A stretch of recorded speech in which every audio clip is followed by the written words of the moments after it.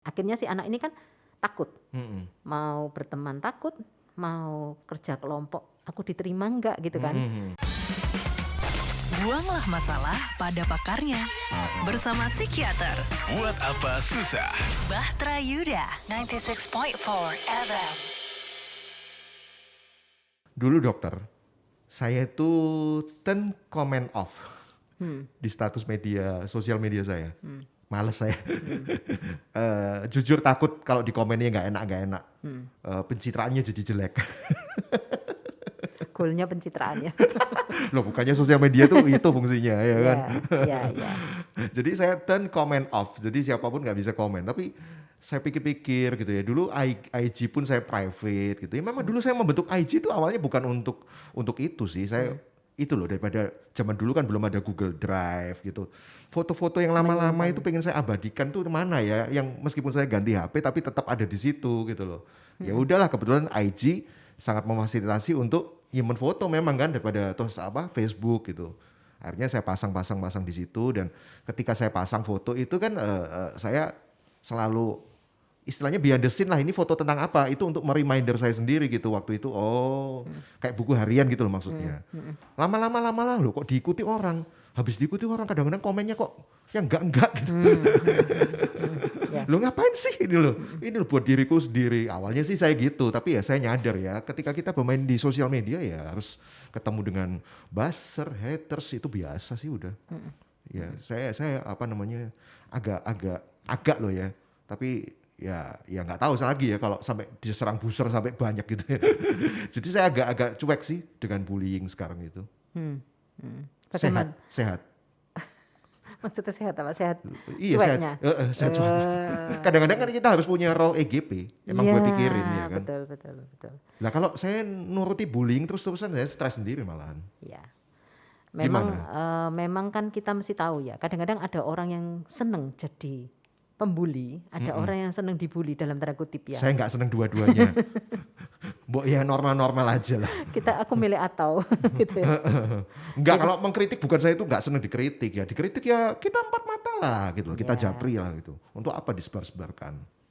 Kalau itu saya gitu loh. Tapi kan nggak semua seorang seperti saya. Betul. Ada orang yang senang jadi pembuli. Bahkan saya baru tahu ada orang yang senang dibully. Dibully dalam tanda kutip ya. Iya. Jadi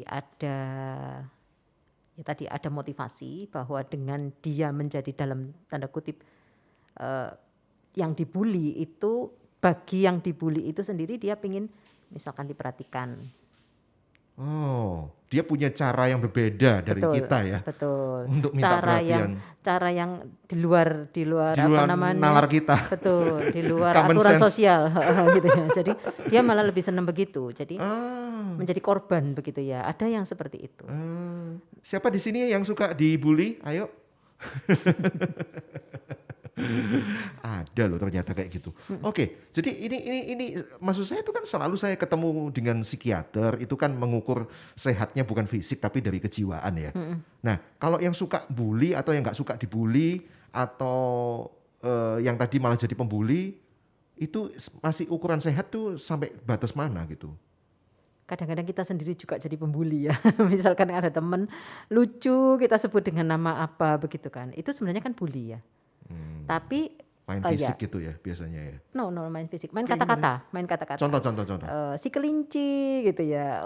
Si ini. Jadi pakai kata-kata itu kan sebenarnya bully. Gitu ya. Si cengeng, si ini gitu ya. Si-nya tapi konotasinya bukan yang positif tapi negatif. Bukan si ganteng, bukan si cantik, bukan kan. Betul. Iya, Ada yang seperti itu. Nah, itu terjadi.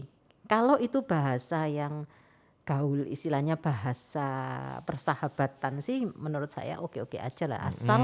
Asal yang kita tahu kepribadian orang yang kita katakan demikian gitu toh. Tapi kan kadang-kadang orang itu juga nggak bisa terima gitu loh. Seperti itu. Nah, itu hati-hati gitu. Kalau itu sudah merusak dan membuat tidak nyaman seseorang, pasti orang itu kan akan terluka dengan hal-hal demikian lah. Kita tahu apa enggak dia terluka atau tidak kan kita bisa melihat responnya sebenarnya ya. Nah, itu kita mesti ngerem loh, sebenarnya. kadang-kadang nggak selalu loh. Kan namanya kita mesti dunia, melihat. misalnya di dunia maya, ini kan kita bicara bullying di dunia maya misalnya. Ya. Kalau bullying di dunia maya memang enggak bisa. Nah, Kita makanya. enggak bisa tahu respon orang itu. Tapi kalau berhadapan tahu ya pasti ya. Kebanyakan tahu. Kalau di dunia maya lah itu tempatnya bagi mereka yang tidak berani ngomong di depan. Ngomongnya Ya, lewat dunia ya, maya ya. gitu ya. Mimbarnya adalah dunia maya, luar biasa ya Anda. Kadang-kadang pakai kiasan loh. Enggak taunya nyerang siapa begitu kan. Yang keserang juga kerasa-kerasa sendiri padahal bukan dia. Repot loh kayak gitu itu. Betul. Betul. Iya kan? Betul. Jadi baper dia habis gitu. Benar. Terus Loh, jadi kadang-kadang gini loh, kadang-kadang maksud kita tuh ya nggak bully, tapi ya orang itu aja yang terlalu main perasaan, gimana? Ya itu tergantung mindsetnya dia. Atau kita yang kebablas malahan. Nah ini bisa dua hal kan, Ya. jangan-jangan saya yang kebablas, atau jangan-jangan ya lu itu terlalu baper, oh gitu aja loh, gitu loh. Kan kita bisa tahu toh, misalkan gini, saya kenal sama Koji, cuman tahu aja, suka ini, terus kita komentari gitu ya. Sebenarnya kalau kita komentari kan kita mestinya mengukur gitu loh. Aku kenal baik enggak sih? Harusnya mengukur. Gitu ya. Iya. Aku kenal baik. Kalau aku kenal baik pastinya mungkin kita berkomentarnya tidak lewat yang jalur umum, lewat private comment misalkan. Iya. Itu jauh lebih baik. Kan gitu ada loh. akses menuju ke sana. Betul. Ya itu kan lebih menolong gitu. Kecuali kalau kita kenal baik dan kita tahu pasti nggak akan marah. Ya tentu yang terima juga nggak baper, yang memberikan juga nggak baper.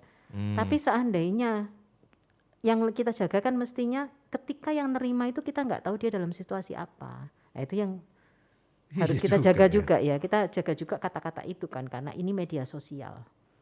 Iya. Itu Meskipun sih. dalam dunia yang nyata pun juga begitu, mungkin kita harus mikir juga kan. Betul. Malah harus lebih mikir harusnya kalau di dunia nyata. Benar. Sebenarnya kalau di dunia nyata kita bisa berpikir ya, mestinya kalau kita mau ngomong sesuatu di dunia maya, itu harusnya lebih berpikir ulang gitu ya, 2 kali berpikir karena orang itu lagi dalam suasana apa ya? Iya, Kan nggak kita tahu gitu loh. Nah, ekspresinya. Iya. atau dia lagi kedukaan, dia lagi apa, terus kita ngomongnya nggak karu-karuan lah. Itu kan apa? Nggak membuat rusak suasana. Iya. Meskipun kadang-kadang diwakili dengan emo-emo atau stiker ya. Ya, Dasar kamu jutek tapi hehehe smile gitu. Ini nggak ngerti ini kamu marah atau apa sih? betul. Betul. Oke. Dok, jadi korban-korban bullying ini kan sudah banyak ya. Dan itu bisa mengubah seseorang. Akhirnya dia jadi apatis, jadi pendiam, atau malah jadi lebih ganas daripada yang bully dia. Macem-macem kan. Betul. Berarti negatif ya bullying itu ya. Makanya ada sempat campaign untuk stop bullying kan. Nah kenapa bullying ini bisa terjadi? Dibentuk oleh apa? Bullying itu sebenarnya kan pembuli itu kan pernah mengalami trauma di masa lalu dia sebagai yang orang dibully. Lagi-lagi Jadi trauma. dia melakukan Balas gitu ya, balas ya. Atau yang dia memang korban, kenapa dia berperan terus jadi korban gitu. Ya satu sisi tetap melibatkan cara berpikirnya dia. Gitu. Dia mempersepsi apa begitu. Jadi ya kompleks ya karena bullying ini kan kalau kita ngomong bullying itu apakah sebuah diagnosis? Dia bukan begitu loh. Dia kan progres yang ada atau persoalan atau trauma yang ada memunculkan sebuah diagnosis gitu, sebuah gangguan begitu kan. Nah, gangguan ini yang nanti berupa diagnosis. Jadi bullying ini sebenarnya bukan gangguan. Misalnya bukan diagnosis. Iya, diagnosisnya ke trauma itu ya. Iya. Proses trauma di masa prosesnya lalu itu ya. Ada apa di Baik, masa baik. lalunya sehingga dia demikian. Nah, biasanya masa lalu yang seperti apa yang membentuk dia? Menjadi Sebuah seperti contoh itu. lebih real ya. Ya, Jadi contoh misalkan lebih real. begini. Ada satu anak sekarang ini sekolah di kelas di kelas masuk SMK ya, SMK kelas 1. Tapi di masa SMP-nya ini karena memang mamanya udah meninggal jadi papanya sendirian, terus dia dirawat tantenya dengan adik saja.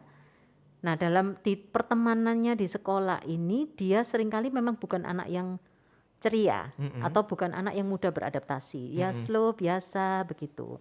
Sehingga kesan teman-temannya itu mengatakan ini kok lemot sih, kok slow respon. Iya. Ya. Saya pernah punya temen dan waktu itu kita julukin dia Mr. Slow.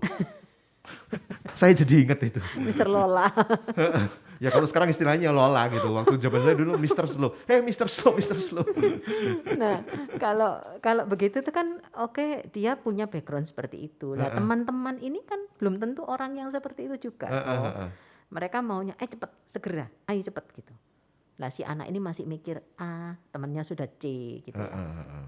kan teman itu tidak bisa memahami 100% kondisi si anak. Ya iyalah. Nah, membentuklah pola berpikir ketika dia dijauhi, ketika teman ini merasa, loh Bu, dia loh ndak cepet-cepet gitu. Masa kita ketinggalan lah gini-gini bla bla bla bla bla. Sampai membentuk persepsi sendiri dari si anak yang tadi suka dibully Lola itu. Akhirnya si anak ini kan takut. Mau berteman takut, mau kerja kelompok aku diterima enggak gitu kan. Nah, itu membentuk terus sampai dewasa. Nah, ketika dewasa kan pasti anak remaja, SMA, kuliah itu kan teman segala-galanya. Betul, Ya betul. kan? Aset-aset. Betul, dibandingkan Kebanggaan. orang tua. Iya, kebanggaan. Teman itu apa kata teman diikuti. Iya. Ketika dia tidak punya teman, disitulah muncul problem. Aku kok nggak punya teman ya? Loh, kamu kok nggak mau sekolah? Aku nggak mau sekolah karena aku takut nggak punya teman. Kenapa kok takut nggak punya teman? Nanti aku lambat. Ya Jadi- karena dia punya satu keunikan yang berbeda itu. Betul. Saya bilang keunikan ya, bukan kelemahan ya.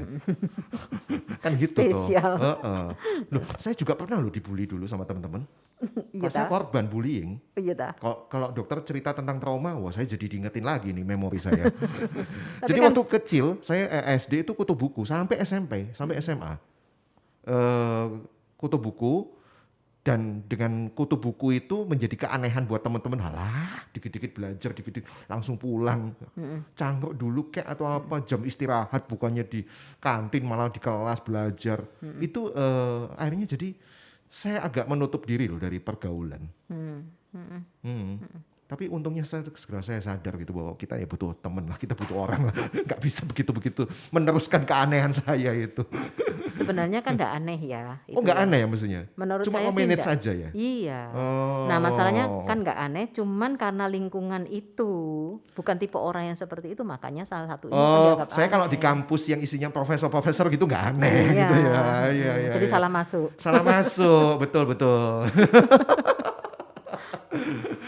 Serius ini nggak aneh?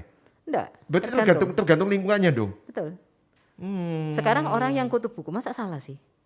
Sedangkan teman-teman yang lain bukan tipe orang Ya yang salah, suka. nggak bisa sosialisasi. Masa Oh. temannya buku terus, kan nggak sehat. Menurut saya sekarang loh ya. Kan Kalau gitu. zaman dulu enggak ya. Zaman dulu tuh senang beli buku itu sahabatnya segala-galanya. Aneh loh, serius saya ngerasa aneh. Aneh kan persepsinya Koji. Loh teman-teman Persepsi. juga, Iya, buktinya mereka menjauhi saya. Masalah menjauhi itu kalau seandainya kita kutu buku tapi bisa menyesuaikan kan beda. Akhirnya waktu kuliah, saya mulai mikir, saya nggak bisa lanjut terus begini gitu. Akhirnya saya mulai beradaptasi dengan menyesuaikan itu tadi katanya dokter. Cara menyesuaikannya gimana? Ya kadang-kadang saya ini baik hati nyontekin. Nggak baik hati. Dosa ya Membuka padahal. peluang. Sehingga mereka itu kayak merasa bisa menerima saya gitu loh, ya kan. Menerima jawaban maksudnya. Menerima kelulusan juga dari Iya. pemikiran saya. Nah jadi dari situ saya mulai membuka diri untuk itu gitu. Itu jalur masuk saya. Jadi cara saya untuk mengakrabkan ya lewat aset yang saya punya, kepandaian itu. Saya pikir begitu sih. Ya, Adaptasinya. berarti kan kepandaian itu dipakai sebagai salah satu cara untuk bisa Iya, membina untuk bisa hubungan. nyambung. Betul. Gitu ya caranya ya. Iya. Jadi masing-masing anak ini kan unik, masing-masing orang ini kan punya cara sendiri ya. Ada yang memang tidak pinter tapi dibuat lucu-lucuan, seneng gitu. Banyak Sebenarnya kayak kan gitu itu. sebenarnya apa? Ya Itu memang kalau yang mereka- di Indonesian Idol istilahnya apa ya? Apa ya? Yang konyol-konyol itu apa ya? apa? Apa ya? Apa ya istilahnya? Yang konyol-konyol dibuat bulan-bulanan Ya, itu malahan ya kan? dibuat bulan-bulanan itu. Itu. Apa ya? Bukan badut, apa sih ya kalau di Indonesian Idol kan ada satu sesi khusus gitu yang nyanyinya fals gitu malah ditampilin. Dan mereka seneng gitu. Iya, iya. Mereka seneng dengan begitu mungkin mereka pikir bisa menghibur gitu. Betul. Itu nggak masalah ya berarti ya kalau kayak gitu ya. Nggak masalah. Ya memang dia seneng begitu gitu.